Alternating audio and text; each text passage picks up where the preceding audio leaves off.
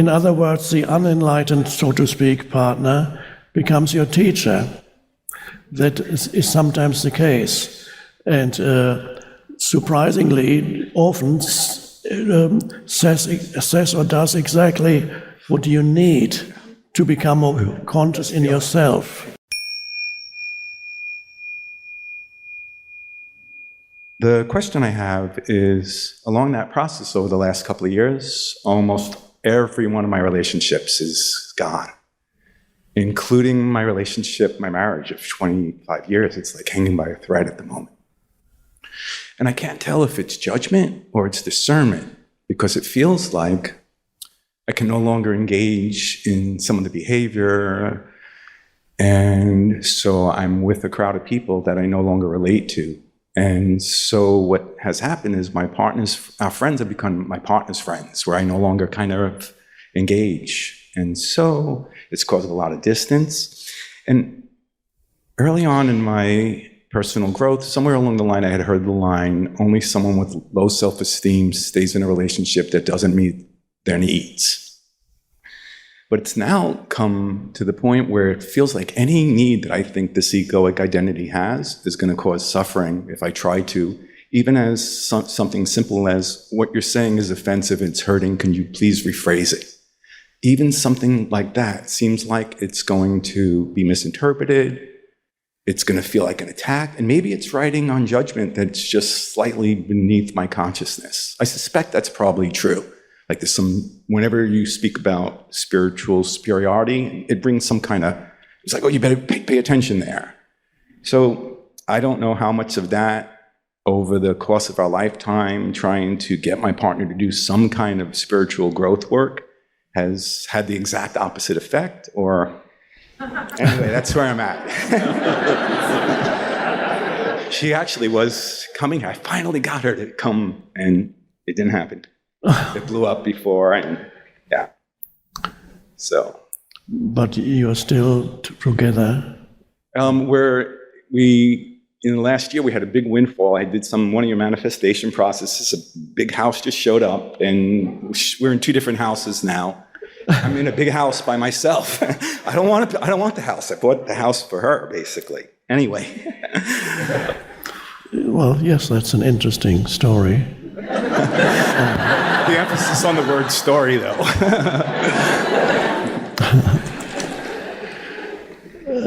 So could you, before I speak, have you already asked a question or not yet? I think the question is maybe, well, number one, how do I know when it's time? If it was up to me, I would never throw in the towel. For me, what's coming up is supposed to come up. It's an opportunity for us to heal, and so I'll plant my feet. But the other person doesn't seem like that's their agenda. So when do you say it's time to let go? I guess is the question. And other relationships have already come to an end? There was no formal end, just growing away, like not a draw or a lack of connection, lack of ground to connect on, I guess. And at the same time, I feel more connected to everything. So it's like the forms are going away, but the connection to energy, it's like I just see waves of energy. Right. Thank you.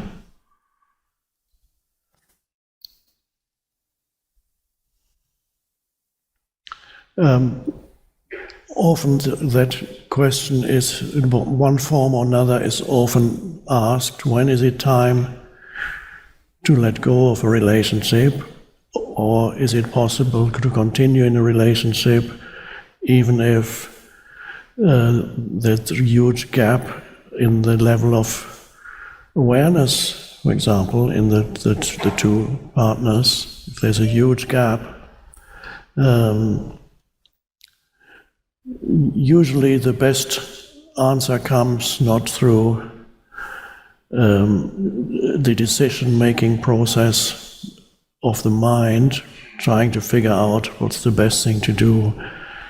The best answer comes as a sudden realization that this is the thing to do. Either you leave or you stay If you live in two separate houses, of course, then it makes it a little easier to be in a relationship because you have a lot of space to yourself, and he or she has a lot of space also.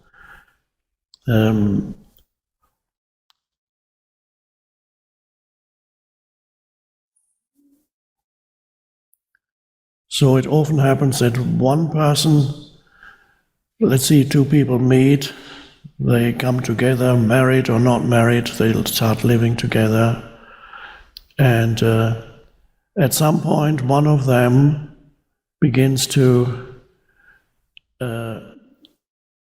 grow spiritually. For some reason, there's a spiritual growth happening, the arising of awareness, some transcendence of ego, and the other person, let's say, is staying behind, so the communication becomes a little bit more difficult. Also, as far as pain body is concerned, because the pain body in couples, for example, pain body needs the other person's pain body in order for the ultimately dysfunctional relationship to work. You need, if the other already has gone beyond the pain body, I don't know whether you are still engaged in emotional. I get hooked after, if I feel like I'm verbally attacked. If you keep misinterpreting, I'll get hooked. So there's still places where I need to work. Yes. So it could be that the other person can provide the training ground for you. That's what it feels like. It feels like to be non-reactive. That's what it feels like. It feels like I in other words, the unenlightened, so to speak, partner becomes your teacher.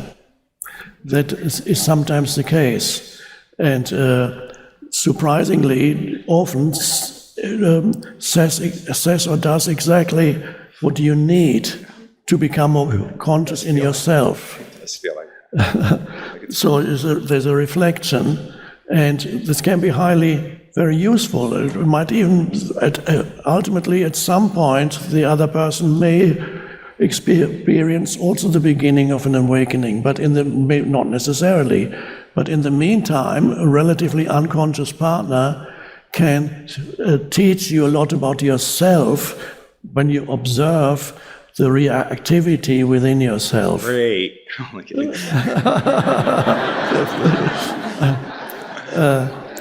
So unless something else comes to you that is beyond any doubt, and I very rarely make recommendations as far as people's personal lives are concerned, but I'll make one now. I would continue for a while and allow the person to reflect back to you the things that you need to still become conscious of by provoking you. Often that is the case. And you have some space. If you can't take any more, you go to a house.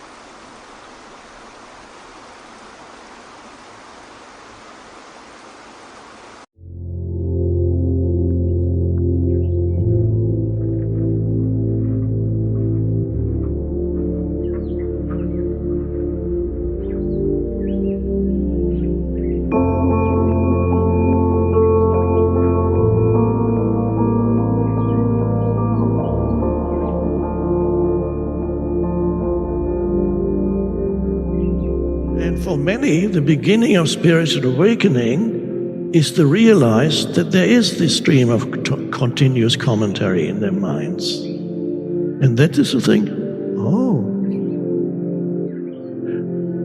that's interesting. That's a thought, of course, but before the thought, that's interesting, there's the recognition. It's the voice in the head. And the recognition is not the voice in the head, although you might say it after the recognition. But in the moment of recognizing there's a voice in the head, that's not a thought. The recognition of thought is not a thought. The recognition of thought comes through awareness or presence. And awareness or presence is the higher consciousness, the arising new consciousness. Wow. So that is really the meaning of spiritual awakening. By the way, in this first half of our gathering, I will be talking more about it. In the second half, we will do more experiential. But even while I talk about it here, I would hope that if it works for you, there's already also an experiential realization of what it is I'm talking about. So there's the voice in the head. And people say things like, I think. They don't think, because thinking is not a voluntary action for them. So it's a delusion to even say, I think. You don't think, you are being thought by thought. You are created by thought. There's that energy field. It's amazing. So the master said, how can I teach you Zen unless you first empty your cup? Now that's a huge demand. If I'm full of clutter, mental clutter, how am I going to empty my cup? I would immediately be enlightened if I could empty my cup. But the teaching points to something. It points to the word empty. And that's interesting. That is an important word in Buddhism. And I don't think it's a good translation. Who first came up with it, I don't know. In the 19th century, the Europeans started to translate ancient texts from Sanskrit, and one person came up with the translation of the Sanskrit term sunyata and translated it as emptiness. That doesn't sound so nice. It sounds like something missing or something like that. So I have an alternative translation for the Buddhist term emptiness. So that empty is an important word. So remember, the Zen master said, how can I teach you Zen unless you first empty your cup? Empty. Emptiness, my alternative translation for that is spaciousness. Spaciousness is a dimension of consciousness in you. And that is what we could call the spiritual dimension of consciousness, the deeper or the higher consciousness, just words, doesn't matter. And that is, in every human, it's there. Many don't know that it's there because the clutter is so dense that they have no realization of the underlying spaciousness. And that is why I say in millions of humans that is still a dormant faculty, so to speak. So the most important realization in your life, much more important than what you have achieved on the level of the world, whether your life in worldly terms is regarded as a huge success or a dismal failure, or for most of you probably something in between. That's normal. Sometimes you fail, sometimes you succeed, and then you move back from gaining, losing, high, low, up and down. That's the identity for most. So the clutter of your mind is there, but there are moments in your life when you become aware of something spacious underneath it, but you may not call it that. You may not call it anything. It may arise, for example, in many humans who may never have heard of anything spiritual, They're out there. They don't know that the little bit of that is in them. So, but they don't know it. There's little glances come occasionally into their lives of that dimension. It's not enough to actually say that the spiritual dimension has awakened in them, but little flashes come up now and then into their lives. And that is enough. Those little flashes from that dimension come into their lives, and that is enough to keep many people sane. And those flashes can come when you might think, when you go out into nature and you see something extraordinarily beautiful like a sunset, for a moment you go, or the vastness of the ocean, or the sky, or the elements, the wind, the storm, and for a moment you go, and it's a moment of intense aliveness, and you feel. And then you may remember that moment a little later. That was such a beautiful moment. Why was it? Yes, maybe what you perceived was beautiful, but you felt something in that moment. You felt a heightened sense of aliveness and a deep peace and connectedness with being, so to speak. You see, why? Because that moment of sense perception of something vast or beautiful freed you for a moment from the incessant stream of thinking. So the incessant stream of thinking, let's say you see this incredible sunset or whatever, and for a moment you give it your complete attention, and for a moment you're not thinking about yourself, your problems, your problematic life history, or your even more problematic future. You're not thinking about anything. For a moment, the stream of thinking subsides, and it goes. And that is, without knowing it, you have a little flash has come up from that dimension, and then the next moment it may come up a few days later again, when you look into the eyes of a baby, 1 year old, maybe just in the street or in a cafe, and the baby looks at you, and the baby is 1 year old, and the eyes are like the baby's.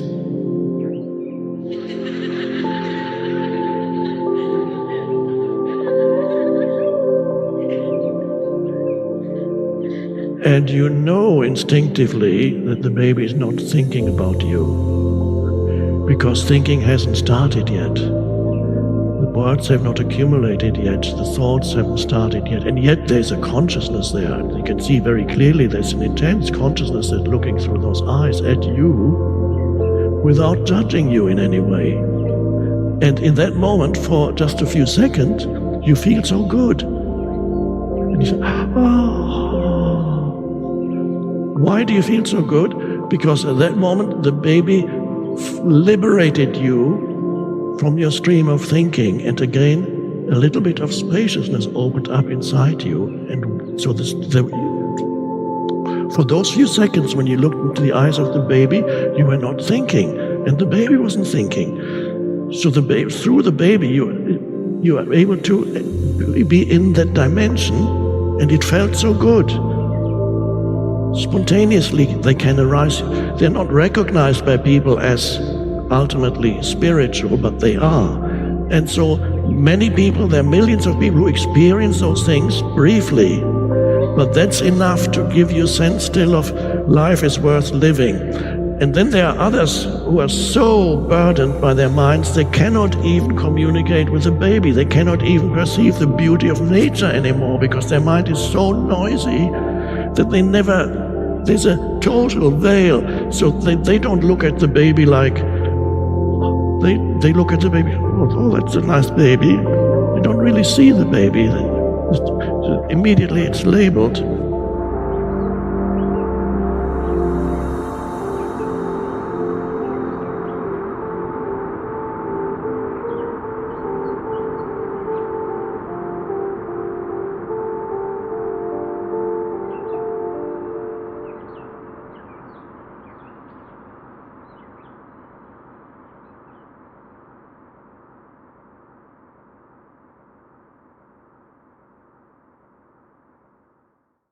one could say that everything that you perceive is a surface phenomenon. It's the surface of reality. And underneath your perceptions, there is a vastness, like the ocean. And whatever you're seeing is the surface of the ocean. So underneath that, there's a vastness of energy formations, ultimately the one consciousness expressing itself in these all very short-lived forms. And under the deeper you go, the stiller it becomes.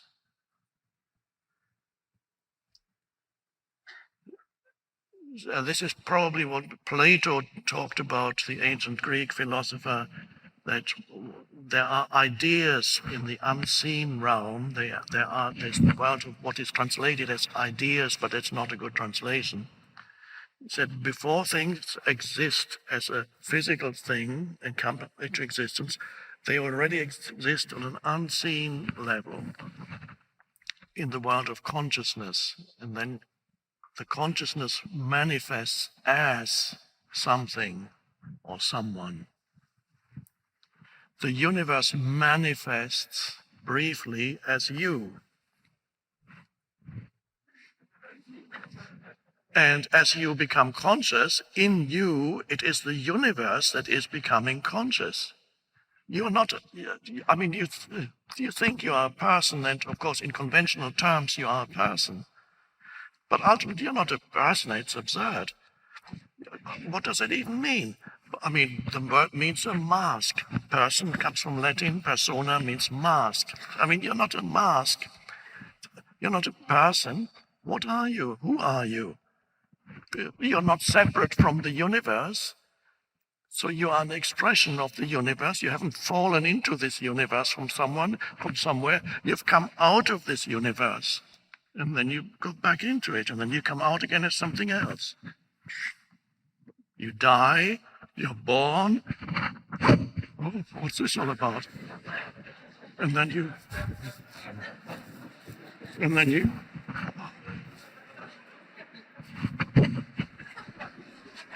Oh, that wasn't a very nice life. Oh, this one is better. But it doesn't last. So the one consciousness appearing as the multiplicity of beings.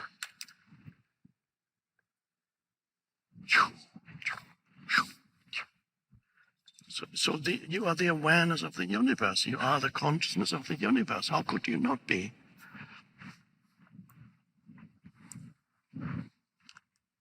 And you can realize that even if you are living in a prison cell, and there may be someone at some point who listens to what I'm saying right now, in a prison cell, you can realize this, and it may not be pleasant, but even if you're in a prison cell, you can at least, more fundamentally, step out or become liberated from the prison of your mind.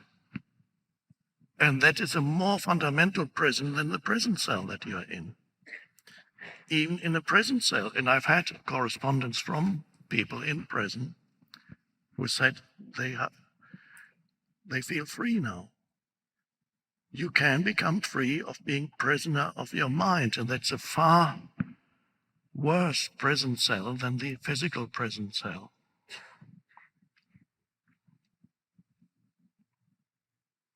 And other people perceive that they are imprisoned in a body that is no longer functioning well. As your body if your body is not functioning properly anymore, then increasingly you may feel that you are trapped in your body.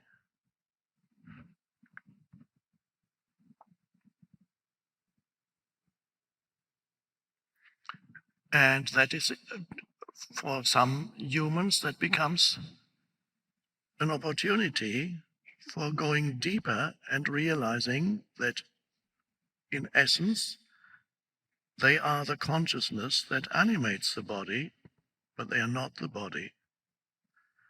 And on the level of consciousness, there's no handicap, there's no dysfunction.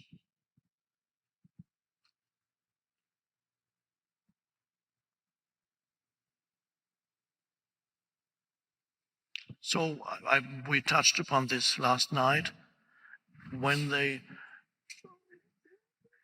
a great opportunity arises, when the world of form and the personal sense of self that identifies with the world of form becomes very dissatisfying. That's a great opportunity. In other words, take it completely out of your comfort zone. And then you are more motivated to awaken and to realize who you are in your essence.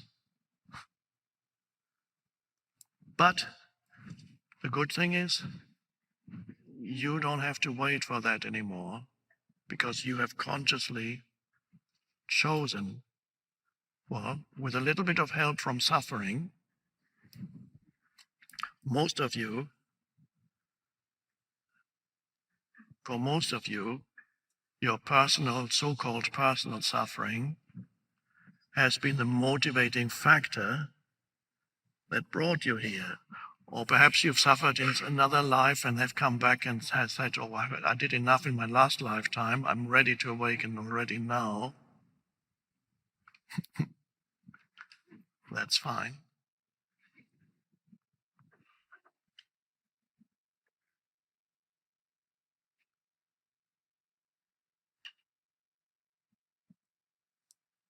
And then most of you have reached the point of the end of suffering. And I'm speaking of the psychological suffering that is mind-produced. There is no other suffering. There is physical pain that exists, but the term suffering, in the way we use it, implies that there is a suffering entity,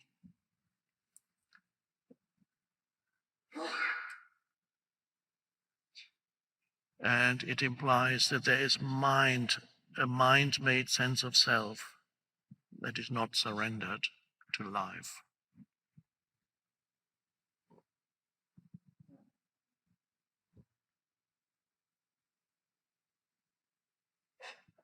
And as the way I put it,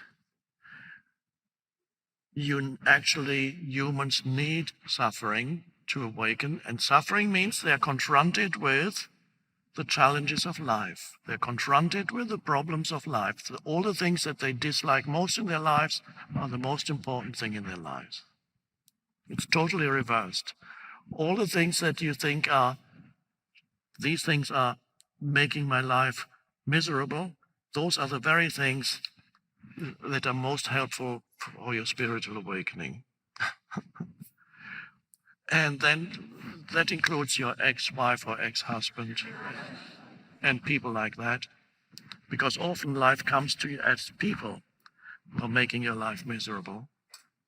Dogs, less so. You might get bitten by a dog, but it's unlikely that you have lived with a dog that made your life miserable, but it's very likely that you've lived with a human who made your life miserable,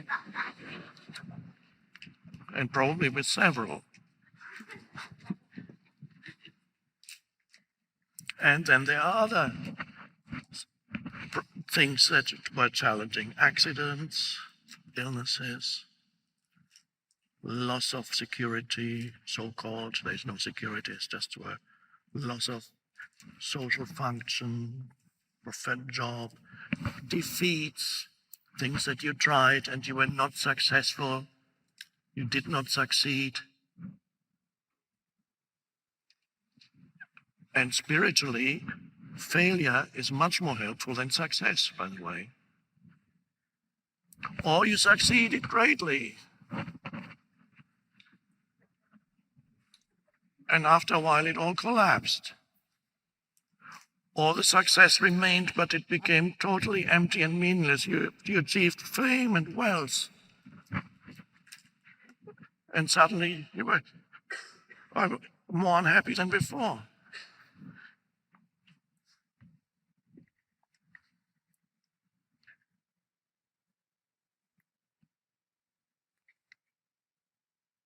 So spiritually, the most helpful things are those things that the ego judges as the most awful things in my life.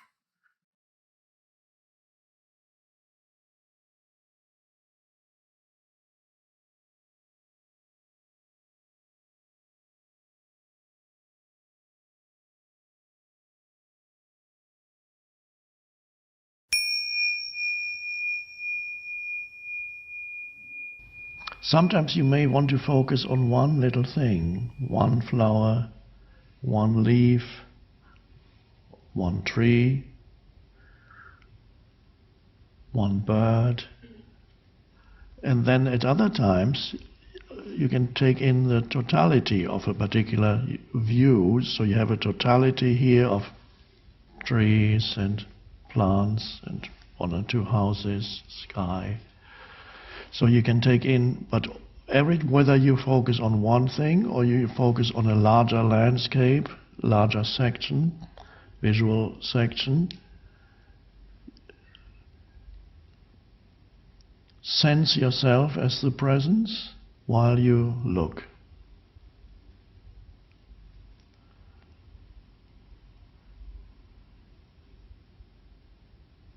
And that is how you become aware of the sacredness of nature. And nobody could explain to you what sacredness means, but you'll know, when you sense it, you'll know it.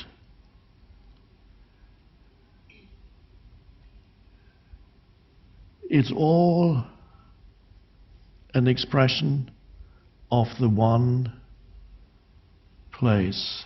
It's all an expression of the underlying one life, one consciousness. And you love whatever you see, there's a sense of no longer a separateness, you love it. There's a joy that comes with seeing that. But the joy is there because you're in touch with yourself.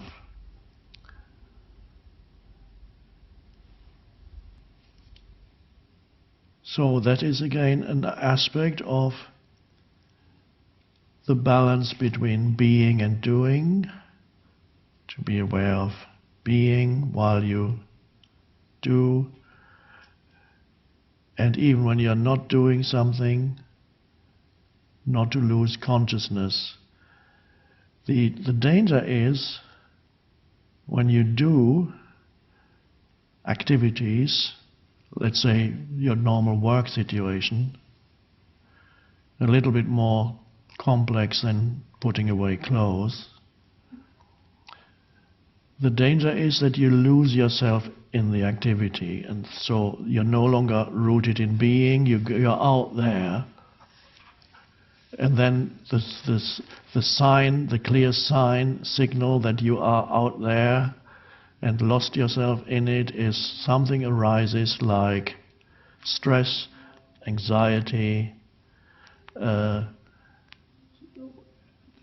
negative reactivity, some belief that something out there is terribly important, that needs to be done now, and nothing else matters. So you lose yourself in the doing. Now, if you sit quietly in your room, the danger is that you drift off to sleep. At first you're there present, you're above thought,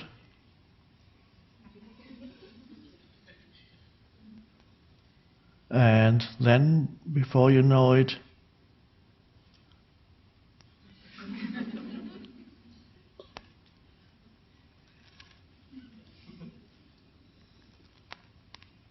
you can observe it.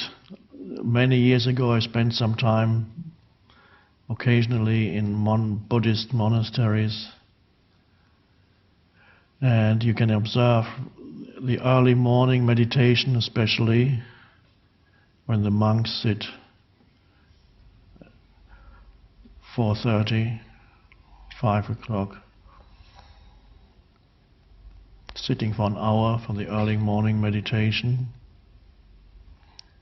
Now, I must have been not meditating all the time, because occasionally I opened my eyes and looked at the monks.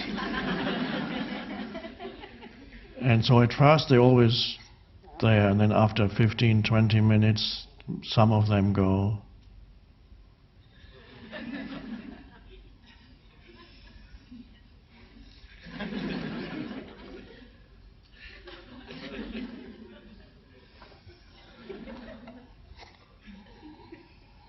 And of course, in a Zen monastery, you have the head monk who may hit you if he sees you're drifting off.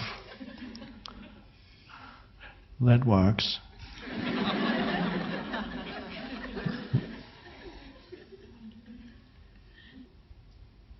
So don't overdo the being, not doing anything. So do it. Sometimes don't say, I'm now going to sit for 1 hour in this room and be. No, just take it as it comes. There's a time for being and there's a time for doing. Now, many humans alive now actually feel very uncomfortable with just being. They can't do it. They can't do the being. Or when they're trying to be, they're trying to do the being, which is like trying to do the meditation. You can't do a meditation because the meditation is about being. Doing a meditation implies you want to get somewhere, but true meditation is you are somewhere. You go into the vertical dimension. So many humans are very uncomfortable with silence, can't stand it, need some noise, or they need continuous sensory or mental stimulation, need something to get my mental teeth into.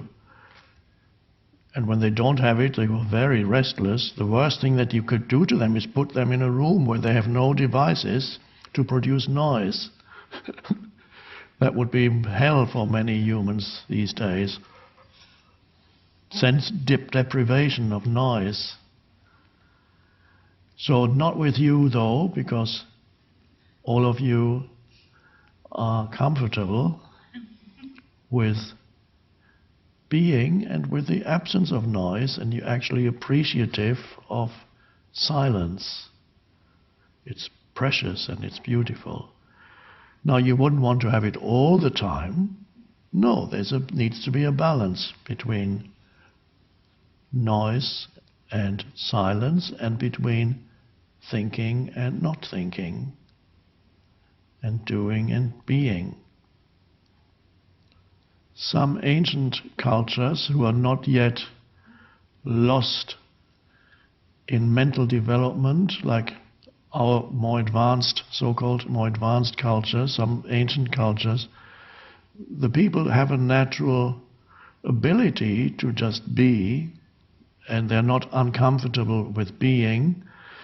It was reported by when North America, the Europeans came and settled the North American continent. I remember reading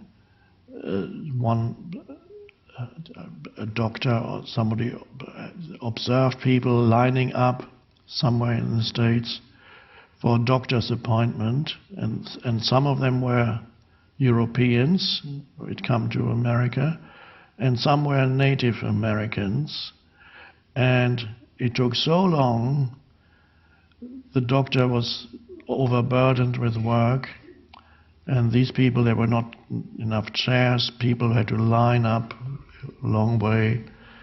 And whether it was a doctor or nurse who wrote about it, observed that all the Europeans became increasingly restless, and then they got very angry. What's going on? I've been here now for 3 hours. And all the Native Americans were just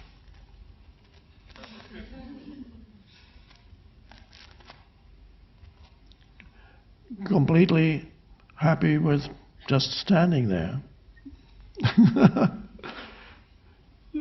So the person who wrote it was so amazed that he wrote about it. So there's a natural ability to drop in and go still. Now,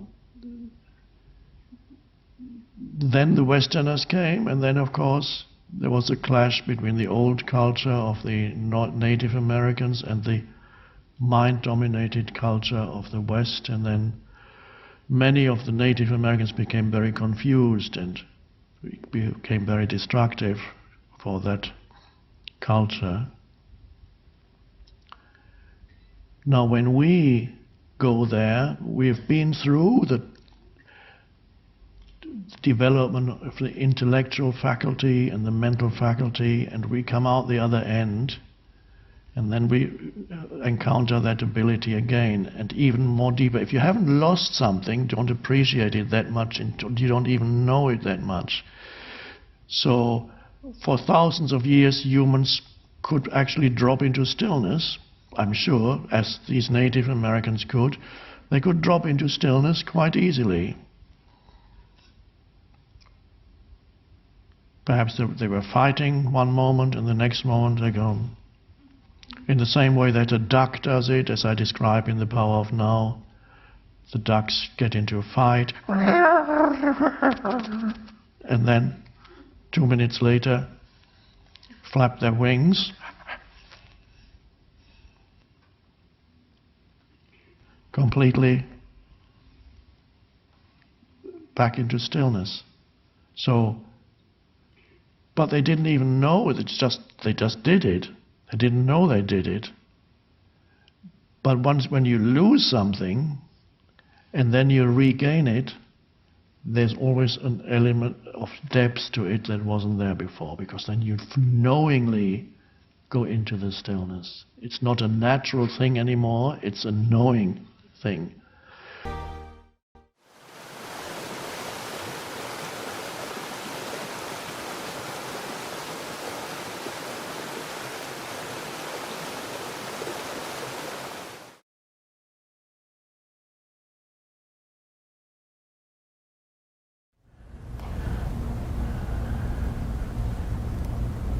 You switched off your cell phones, I hear.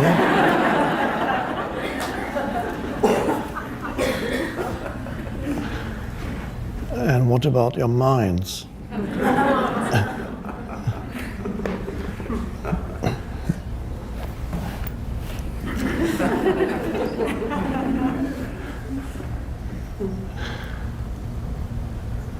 Not as easy. Because it's not just, well, it is a voice in the head, but over the years and centuries and millennia, it's more than just a voice. There's a kind of entity. It has turned into a kind of entity. And me, not ultimately real, but seemingly real enough when you confuse who you are with the talking and reacting entity in the head.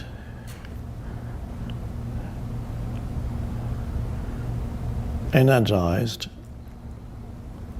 amplified by emotions in a vicious circle The emotions are created by whatever the entity is thinking, and the energy of the emotion further amplifies the entity.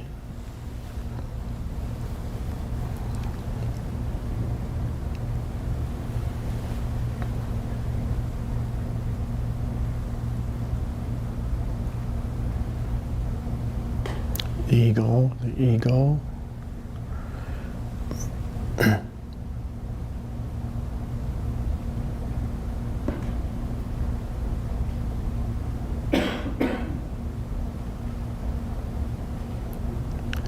And the strength of that varies from person to person. In some way, we could say that the entity is an aspect of karma, what is in the East is called karma. It's patterns inside you, inherited patterns inside you, that you confuse with who you are. Consciousness identifies with the patterns.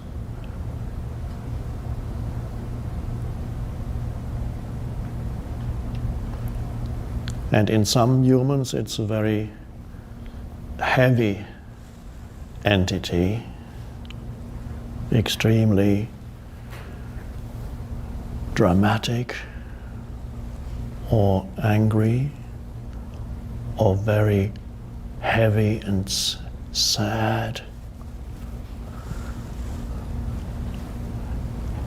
easily upset,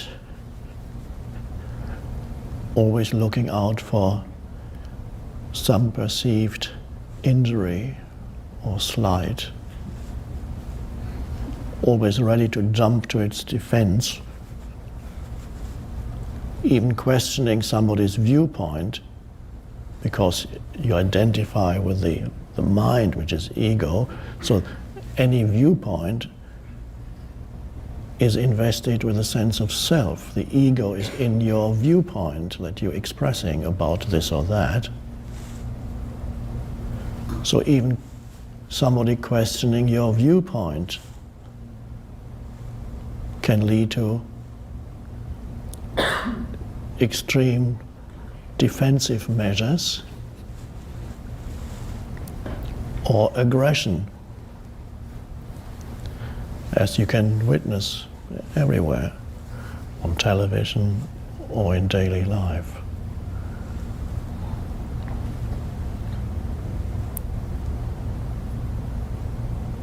A peaceful discussion with that entity is not really possible.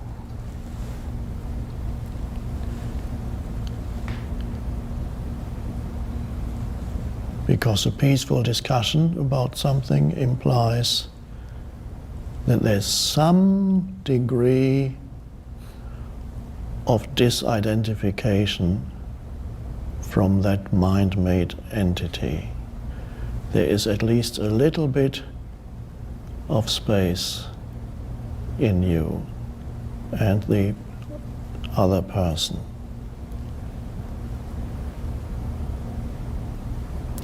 Primarily in you. That's the main thing, is not to demand that there should be space in the other person, but to make sure that there's space in you when you're discussing something.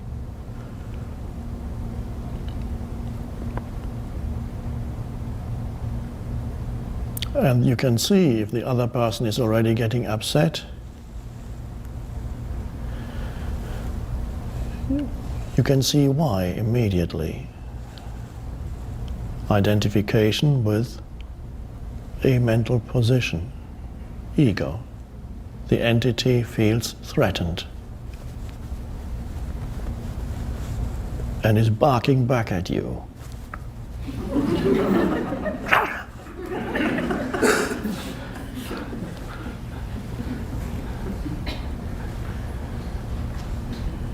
Some dogs do that also. But the same as in humans, even in vicious dogs, they are only vicious because of their past. underneath the viciousness in every dog, there is a goodness. And underneath the madness of the egoic entity, there is also the truth of who you are or who that other human being is. So your task as you're confronted with these entities, and you are all the time, occasionally your own still takes over perhaps. One or two of you may still experience it occasionally.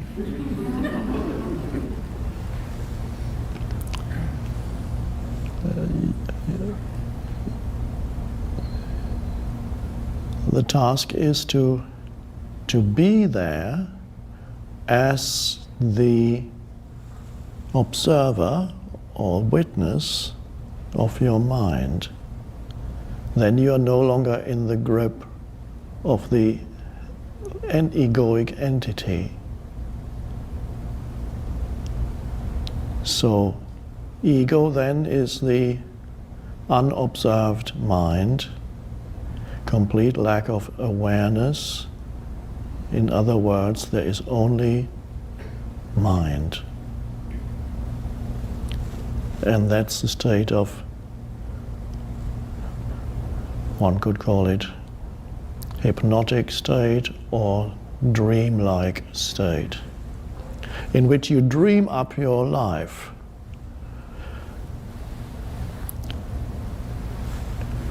And then things happen around you. Because in every every person's life, you come into this world here, and you're surrounded by a certain situation. Things happen to you, you react. The entity reacts without any awareness. It reacts according to its aggressive, defensive conditioning. So it's completely at the mercy of what happens around it. And it perpetuates its own state. So an event that for somebody who is relatively free of the ego, at least in that particular area of their lives, the same event happening to one person is relatively unimportant. Oh, Eckhart didn't reply to my email. To one person, that is, he must be very busy, or maybe he doesn't even read it, and that's just how it is. And the other person feels deeply offended. I wrote to him 3 times, nothing. Didn't even bother to reply to me. And that's the beginning of the story. And that proliferates into how dreadful a person he is. And then you find other things that you can focus on.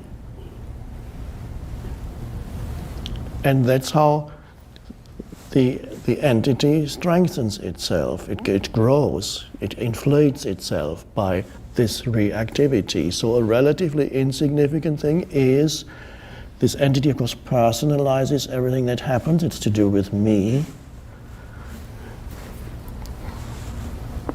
They're trying to do something to me. He's ignoring me. How dare he? And so it grows. The next thing is the emails become angry and accusations or phone calls. I'll get you. That's how it grows.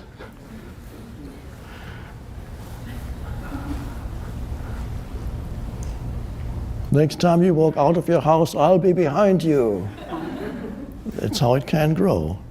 These are more extreme forms, but not uncommon.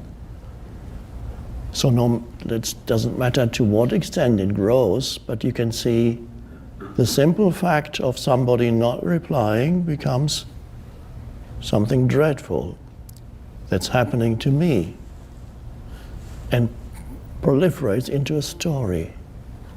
It can occupy a large section of your life. And another person said, well, that's how it is.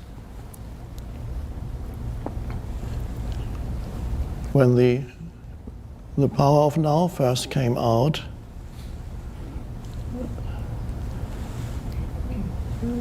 some people suggested to me it would be a good idea to send a copy to Deepak Chopra, and I did, because that maybe he'll read it, and it was published in 3,000 copies, the first edition, which had to be taken.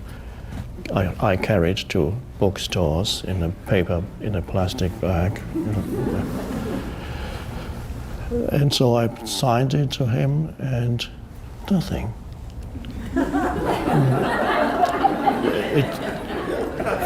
As if it had disappeared into a hole.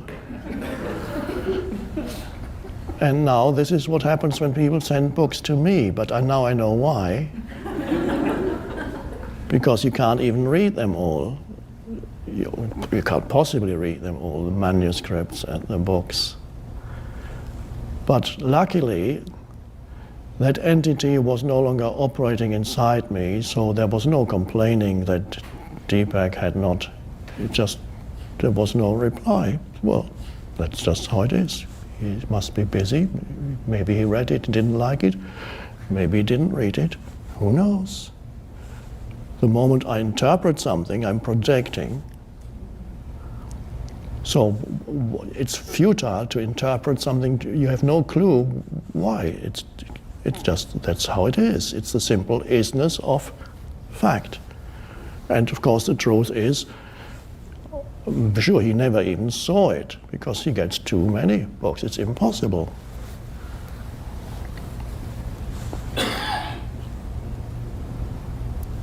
By the way, later, when Power of Now was already doing very well, he did write an endorsement when it wasn't needed anymore, but it was...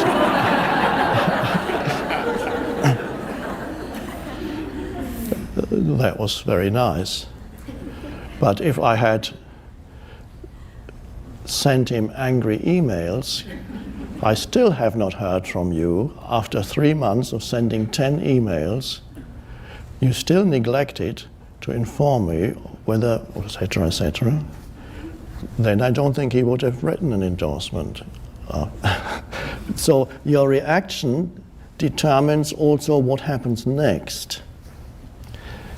So if your reaction is an egoic one, it's not simply the reaction to something that has happened in the present moment, it also determines how the events unfold from now on. So if the egoic reaction is aggressive, negative, demanding, complaining, whatever the ego does to strengthen itself, to feel stronger, then that creates an echo in the external world. It's like you're shouting a particular sound, you're shouting it out into the world, and then it echoes back. So what you're putting out then, as in your reaction, which comes through words and actions, then comes back at you. People react to your reaction because they are not perhaps totally enlightened, in which case they wouldn't react to your reactions. But they have their egos, so they react to your reaction, and you create a whole train of reactivity, and this is how the drama develops and grows. And it's all taken for absolutely real, and that's how it is. You don't realize, the entity doesn't realize it's creating the whole story.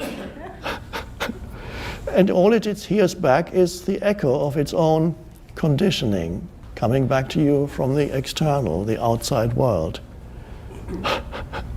And of course that then serves as a very powerful confirmation that your initial interpretation of events was absolutely correct. So because he says, you see, his original intention was to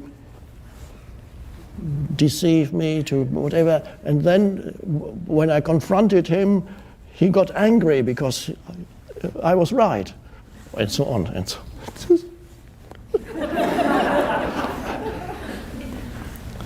And if you've ever tried to argue with the egoic entity, with someone, you can see the futility of it. It is impossible. You cannot convince this egoic entity of its own illusory nature. You can't. You only strengthen it. Arguing with the ego is quite funny ultimately, but it's an absurd enterprise. On its own level, it will always win. And it will draw you. Well, the moment you start arguing with the ego, you're already trapped in your own mind patterns. So the karma then, this being an aspect of karma, karma is what happens. Usually people say karma is what happens to you, but more importantly, karma is how you react to what happens, because that is what perpetuates the conditioning. And that creates what you experience as your life, and it creates how other people react to you. So how you experience interactions. Amazing. So often I observe the futility of egoic reaction to nothing, to reacting to nothingness and blowing it up like a huge soap bubble, talking about it for days on end, until finally reality confirms you were right all along. It's quite a trap. So you need to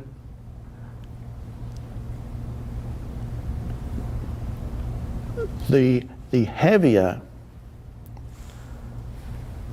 the egoic entity in you is, the more dense it is, because the density, we could call it that, I'm talking about ego. The emotional aspect of ego is a large part of the emotional aspect of ego is the pain bodies. The pain body really is the emotional aspect of the egoic entity.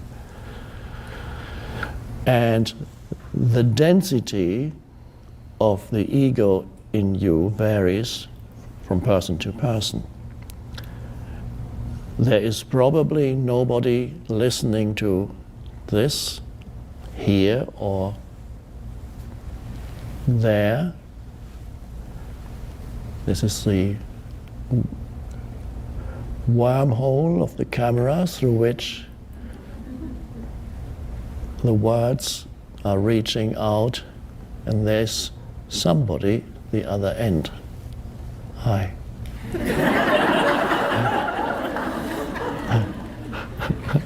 Not just somebody, far more people than sitting here. There are thousands of people through some.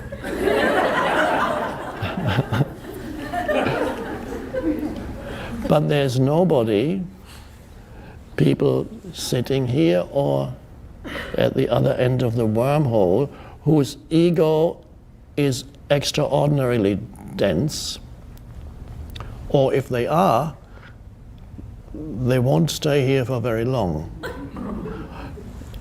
Or they will switch off this screen saying, this is awful.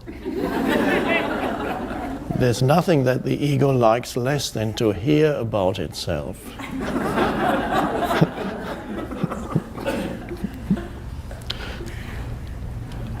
So it is then not so likely that in you there is this great density of the ego and pain body, but you still encounter in your daily life, you will still encounter many humans who manifest extreme density of ego and pain body.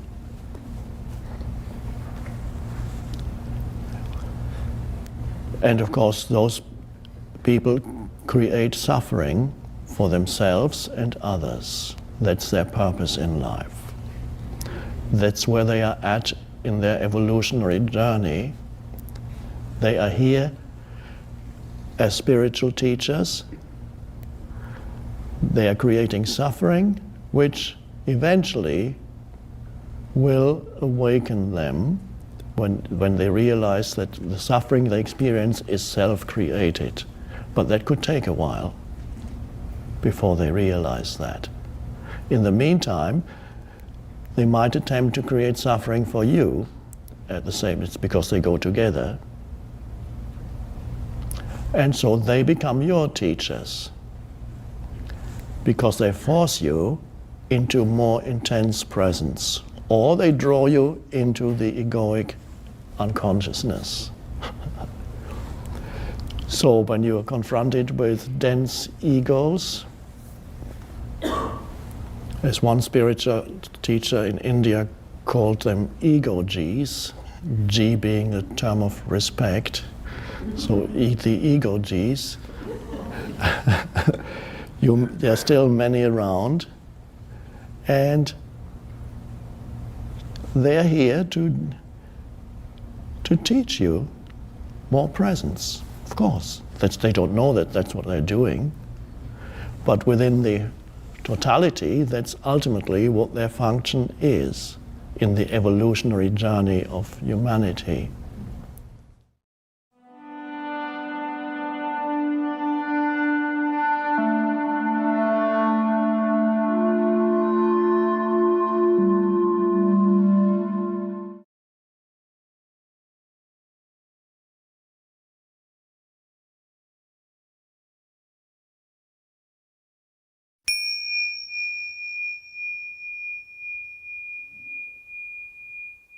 The true inner peace is a deep sense of aliveness, to feel fulfilled, and it's inseparable from it's a kind of joy, not necessarily the ecstatic joy. You don't go through life saying, wow. Well, some people try it, but you can't sustain that. But no, a peaceful and alive energy field in the background, that's inner peace. That's the most precious thing in your life. Far more important than where you are or what's happening around you. And it's given up because of mental habits. You lose it so often. So once you're aware of that, then you can observe the mechanism how you lose that, how quickly it can happen. And when you're really alert, you can see that what's the mechanism behind it? And the mechanism behind it is, of course, a thought that arises that says something about this shouldn't be happening. It complains or whatever it does. The thought, but you don't know it's just a thought. To you, it is inseparable from the situation. So if you don't know that the thought you have about a situation is inseparable from the situation, that's unconsciousness, because then you say, it's a dreadful day because it's raining. You have mixed up a judgment with the external condition. It's a dreadful day, not realizing that the dreadful is your mental judgment and the day is as it is.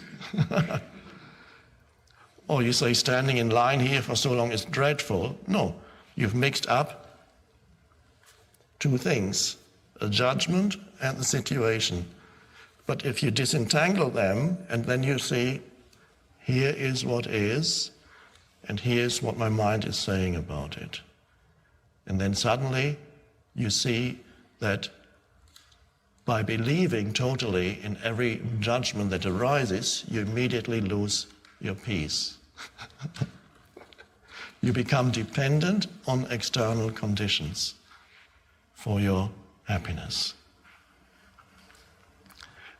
So once you see that, then you can actually no longer believe in the judgment, or you can even relinquish it. And that's when that comes, when you realize your power to do that for the first time in situations where usually you would have complained or become irritated or angry, and suddenly you find, oh, I'm not complaining anymore, I'm not irritated. Or the thought comes and you say, okay, this is the thought and here's what is. I'll just stay with what is, because all the thought does is it adds suffering. The situation might be physical discomfort, but it's not suffering. It is as it is. That's an enormous liberation when you can be in a place that before your mind would have called, I don't want to be here. Well, but you are here. Oh. And then you're just here without any judgment, and suddenly it's okay. That's the beginning of freedom from externals. And that's liberation. And that's continuous practice with all the little things that happen throughout your day. You practice in that way, so that gradually you go into situations without mental judgments. And you still know what you need to do. The mind says, no, I will never do anything anymore then. You still know what you need to do, and action, you can take action, but not based on condemnation and negative energy. So to become free of externals is an essential part, of course, of spiritual awakening. We're leaving aside the extreme situations. It gets relatively rare, of course. That also is extremely useful to look at, but let's just work with normal daily life.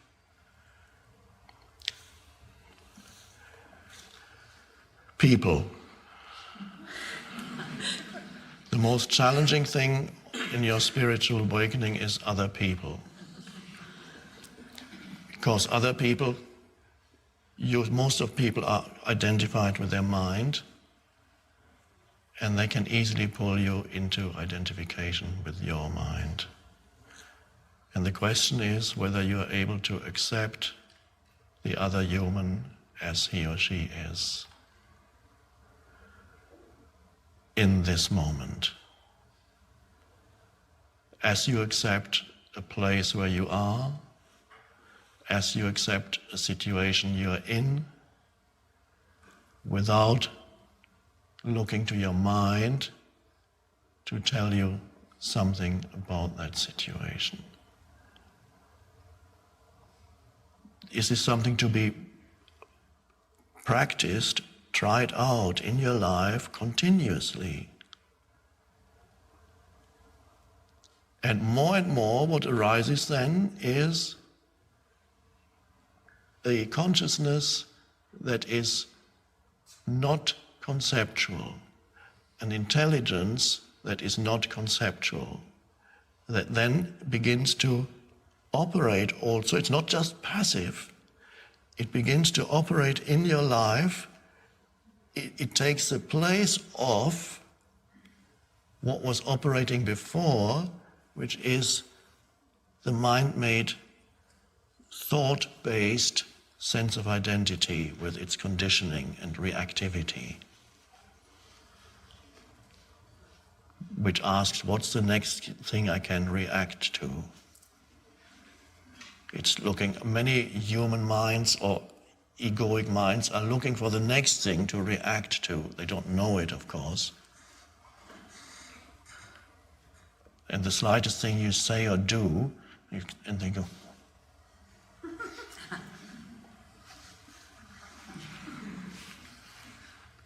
you should know better, you shouldn't be saying that.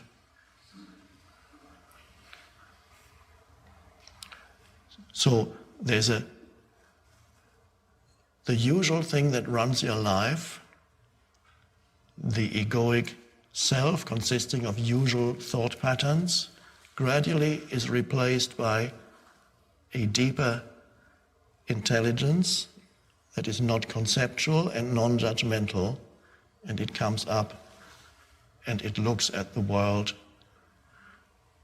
without imposing judgments on it.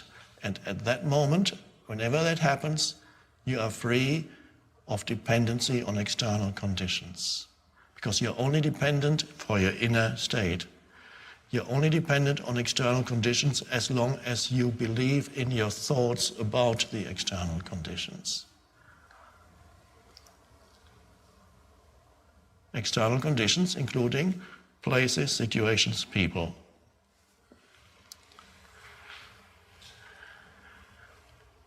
So in some ancient traditions, people in a very extreme way, they saw the truth of this and they practiced, they said, okay, I'm going to become a mendicant, I'm going to give up dependency on anything, and I will just go from place to place with nothing, give up all dependency on external conditions as a spiritual practice. This is not practical in the West, almost impossible to do in the West.